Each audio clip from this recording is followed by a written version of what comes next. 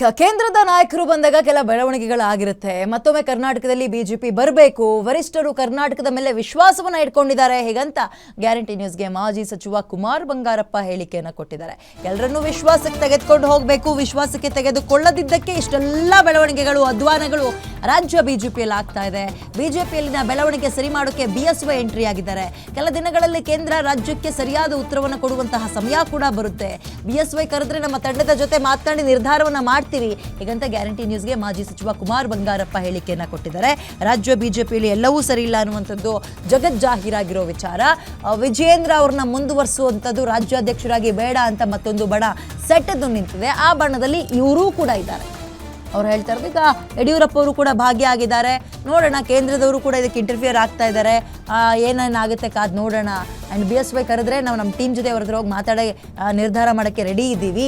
BSY ಬರಬೇಕು, BSY ಮಗ ಬೇಡ, ಬಿಎಸ್ವೈ ಬರಬೇಕು ಅಂತ ಕುಮಾರ್ ಬಂಗಾರಪ್ಪ ಅವರು ಗ್ಯಾರಂಟಿ ನ್ಯೂಸ್ ಜೊತೆಗೆ ಮಾತಾಡಿದ್ದಾರೆ.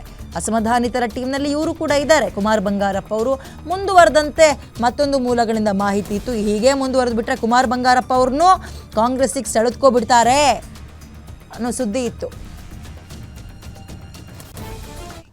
ಇನ್ನು ಕುಮಾರ್ ಬಂಗಾರಪ್ಪ ಅವ್ರ ಜೊತೆಗೆ ನಮ್ಮ ಪ್ರತಿನಿಧಿ ಕವನ ಶಿವಣ್ಣ ಒಂದು ಚಿಟ್ ಚಾಟ್ ಕೂಡ ನಡೆಸಿದ್ದಾರೆ, ನೋಡೋಣ. ರಾಜ್ಯಕ್ಕೆ ಅಮಿತ್ ಶಾ ಬಂದೋದಾಗಿಂದ ರಾಜ್ಯ ಬಿಜೆಪಿಯಲ್ಲಿ ಸಾಕಷ್ಟು ಬೆಳವಣಿಗೆಗಳಾಗ್ತಾ ಇರುತ್ತೆ. ಈ ಎಲ್ಲಾ ಬೆಳವಣಿಗೆಗಳನ್ನ ಮಾತನಾಡೋದಕ್ಕೆ ಇದೀಗ ನಮ್ಮ ಜೊತೆ ಮಾಜಿ ಸಚಿವರಾದಂತಹ ಕುಮಾರ್ ಬಂಗಾರಪ್ಪ ಇದ್ದಾರೆ. ಸರ್ ನಮಸ್ತೆ.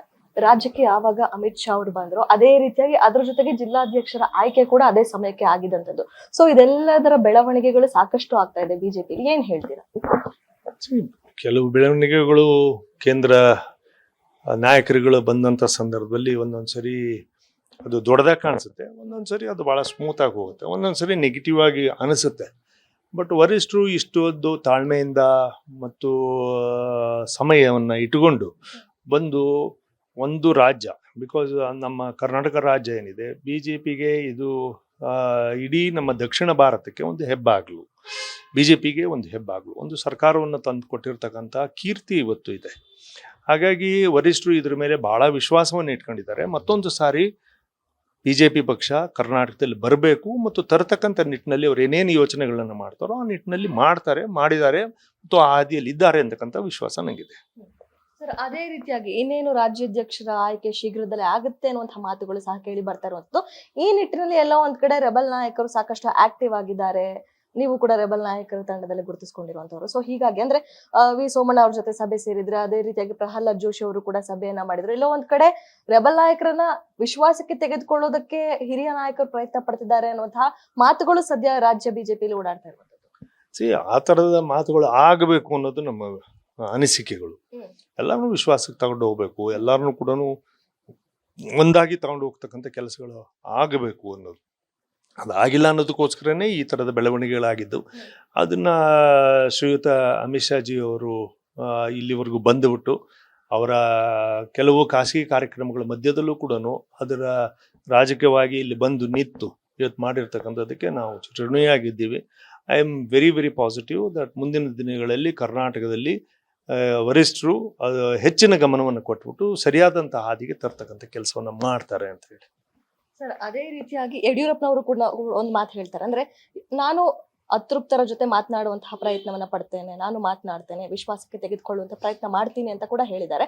ಇದ್ರ ಜೊತೆಗೆ ಯಡಿಯೂರಪ್ಪನವರು ಈಗ ರಾಜ್ಯ ಬಿಜೆಪಿ ಕಚೇರಿಗೆ ಕೂಡ ಆಗಮಿಸ್ತಾ ಇರುವಂತದ್ದು. ಎಲ್ಲ ಒಂದ್ ಕಡೆ ಅಂದ್ರೆ ಮಗನ ಮೇಲೆ ನಂಬಿಕೆ ಇಲ್ವಾ ಯಡಿಯೂರಪ್ಪನವ್ರಿಗೆ? ಅವರೇ ಬಂದು ಕೂತ್ಕೊಳ್ಳುವಂತಹ ಪರಿಸ್ಥಿತಿ ಎದುರಾಯ್ತಾ ಅಂತ? ಐ ಥಿಂಕ್ ಇಷ್ಟೆಲ್ಲ ಬೆಳವಣಿಗೆಗಳ ಇದೆ ಅನ್ನೋದಾದ್ರೆ ಇವಾಗ ವರಿಷ್ಠರ ಹಾದಿನಲ್ಲಿ ಯಡಿಯೂರಪ್ಪನವರು ಇದ್ದಾರೆ ಅಂತೇಳಿ ನಾನು ಭಾವಿಸ್ತೇನೆ. ಯಾಕಂದ್ರೆ he is one of the senior most politician of the BJP in the country also.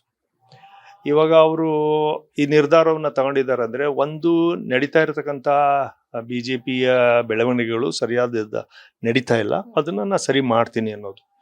ಇನ್ನೊಂದು ವರಿಷ್ಠರು ಅವರಿಗೆ ಗಮನಕ್ಕೆ ತಂದಿರ್ಬೋದು, ನೋಡಿ ಇದನ್ನೆಲ್ಲದನ್ನು ಕೂಡ ಒಂದು ಸ್ವಲ್ಪ ಸರಿ ಮಾಡ್ತಕ್ಕಂಥದ್ದಕ್ಕೆ ಮುಂದೆ ಹೆಜ್ಜೆ ಹಾಕಿ ಅನ್ನೋದಂಥ ಪ್ರಕ್ರಿಯೆಯಲ್ಲಿ ಇರ್ಬೋದು. ಐ ಥಿಂಕ್ ಇನ್ನು ಕೆಲವು ದಿನಗಳಲ್ಲಿ ಅಥವಾ ವಾರಗಳಲ್ಲಿ ಇದಂತ ಎಲ್ಲದನ್ನು ಕೂಡ ಕೇಂದ್ರ ಮತ್ತು ರಾಜ್ಯ ಎರಡಕ್ಕೂ ಕೂಡ ಸರಿಯಾದಂಥ ಉತ್ತರವನ್ನು ಕೊಡ್ತಕ್ಕಂಥ ಪ್ರಸಂಗ ಬರುತ್ತೆ ಅನ್ನೋದು ನನ್ನ ವಿಶ್ವಾಸ. ರೆಬಲ್ ತಂಡ ಅಷ್ಟೇ ಅಲ್ಲ ವಿರೋಧ ಮಾಡ್ತಾ ಇರುವಂತದ್ದು, ಇದರ ಜೊತೆಗೆ ಇದೀಗ ತಟಸ್ಥ ಬಣ ಅಂತ ಕೂಡ ಹುಟ್ಕೊಂಡಿರುವಂತದ್ದು. ಇದರ ಜೊತೆಗೆ ಕೆಲ ಹಿರಿಯ ನಾಯಕರು ಕೂಡ ಅಸಮಾಧಾನವನ್ನ ಹೊರಹಾಕ್ತಾ ಇದ್ದಾರೆ. ಜಿಲ್ಲಾಧ್ಯಕ್ಷರ ಆಯ್ಕೆ ವಿಚಾರದಲ್ಲಾಗಿರ್ಬೋದು, ಸಂಘಟನೆ ವಿಚಾರದಲ್ಲಾಗಿರ್ಬೋದು, ರಾಜ್ಯ ಸರ್ಕಾರದ ವಿರುದ್ಧ ಹೋರಾಟದಲ್ಲಾಗಿರ್ಬೋದು, ಯಾವುದನ್ನು ಕೂಡ ಸದುಪಯೋಗ ಪಡಿಸ್ಕೊಳ್ತಾ ಇಲ್ಲ, ಅನುಭವ ಕಮ್ಮಿ ಅನ್ನುವಂತಹ ಮಾತುಗಳು ಸಹ ಹಿರಿಯರು ಆಡ್ತಾ ಇರುವಂತದ್ದು. ಏನೋ ಅವರು ಏನು ಮಾಹಿತಿ ಕೊಟ್ಟಿದ್ದಾರೆ ಅನ್ನೋದು ನನಗೆ ಸರಿಯಾದದ್ದು, ಯಾಕಂದರೆ ವರಿಷ್ಠರಿಗೆ ಏನು ಕೊಟ್ಟಿದ್ದಾರೆ ಅಂತೇಳಿ ನನಗೆ ಗೊತ್ತಿಲ್ಲ. ಬಟ್ ಕೆಲವರು ಇವಾಗ ಸುಧಾಕರ್ ಅವರು ಚಿಕ್ಕಬಳ್ಳಾಪುರ MP ಅವರು ಮಾತನಾಡಿರ್ತಕ್ಕಂಥದ್ದು, ಅದನ್ನು ಸ್ಟಾಲ್ ಮಾಡಿದ್ದು ಮತ್ತು ಅದರ ಬದಲಾವಣೆ ಮಾಡಿದ್ದು, ಕೆಲವೆಲ್ಲವೂ ಬದಲಾವಣೆಗಳನ್ನ ಮಾಡ್ತೀವಿ ಅಥವಾ ಸರಿಯಾದಂಥ ಇದನ್ನು ಮಾಡ್ತೀವಿ, ಅವ್ರು ಏನು ಮಾತಾಡಿದ್ದಾರೆ ಅದು ವರಿಷ್ಠರಿಗೆ ತಲುಪಿಸಿರ್ತಾರೆ. ನನಗೆ ಅದ್ರ ಹೆಚ್ಚಿನ ಮಾಹಿತಿ ಇಲ್ಲ. ಹಿರಿಯರ ಅಸಮಾಧಾನಕ್ಕೆ ಇವಾಗ ಒಪಿನಿಯನ್, ಅಸಮಾಧಾನದಕ್ಕಿಂತ ಇವಾಗ ನಮ್ಮದು ಅಸಮಾಧಾನ ಅಲ್ಲ, ಇಟ್ ಈಸ್ ಅನ್ ಒಪಿನಿಯನ್. ಇವಾಗ ನೀವು ಅಧ್ಯಕ್ಷರುಗಳನ್ನ ನೀವು ಬದಲಾವಣೆ ಮಾಡ್ತಿರೋ ಅಥವಾ ನೀವು ಕನ್ಫರ್ಮ್ ಮಾಡ್ತಿರೋ ಮತ್ತೊಂದು ಮಾಡ್ತಿರೋ ಗೊತ್ತಿಲ್ಲ, ಬಟ್ ಅವಾಗ this is the time to voice. ಇದೊಂದು ನನ್ನ ಧ್ವನಿಯನ್ನು, ನನ್ನ ಅನಿಸಿಕೆಗಳನ್ನು ನಾನು ಹೇಳೋಂಥ ಸಮಯದಲ್ಲಿ ಬಿಟ್ಬಿಟ್ಟು ಇದೆಲ್ಲ ಆದಮೇಲೆ ನಾನು ಮಾಡಿದರೆ I would have been a rebel. Now it is a time to voice. ನನಗೆ ಆಂತರಿಕವಾಗಿರ್ತಕ್ಕಂಥ ಪ್ರಜಾಪ್ರಭುತ್ವದಲ್ಲಿ ನನಗೊಂದು ಸ್ವಾತಂತ್ರ್ಯವನ್ನು ಈ ಪಾರ್ಟಿ ಕೊಟ್ಟಿದೆ. ಅದನ್ನು ನನಗೆ ವಾಯ್ಸ್ ಮಾಡಿದ್ದೀವಿ ಅಷ್ಟೇ. ಥ್ಯಾಂಕ್ಸ್. ಇದಿಷ್ಟು ಮಾಜಿ ಸಚಿವರಾದಂತಹ ಕುಮಾರ್ ಬಂಗಾರಪ್ಪ ಅವರ ಮಾತು. Camera person